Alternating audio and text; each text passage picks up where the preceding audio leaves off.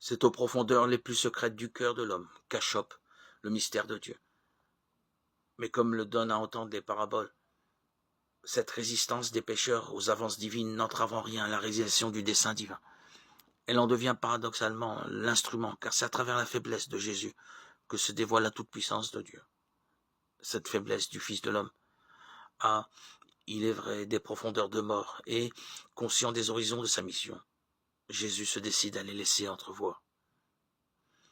En une progression dramatique de 3 prédictions successives concernant son propre dessein, Jésus scande sa marche vers la mort et la résurrection. Ces annonces ne constituent cependant pas une sorte de point de départ absolu. Elles prolongent les discrètes et énigmatiques prophéties dont nous avons parlé dans les précédents audios. Elles sont liées aux grands gestes symboliques qui les préparent et leur donnent leur plénitude de sens.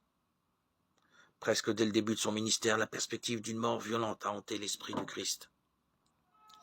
Il savait fort bien que les accusations dont il était l'objet, les blasphèmes, Marc 2,7, Matthieu 9,3, la gloutonnerie, l'ivrognerie, Matthieu 11,19, les infractions à la loi du sabbat, Marc 2, 23-28, Matthieu 12, 1-8, étaient punies de mort.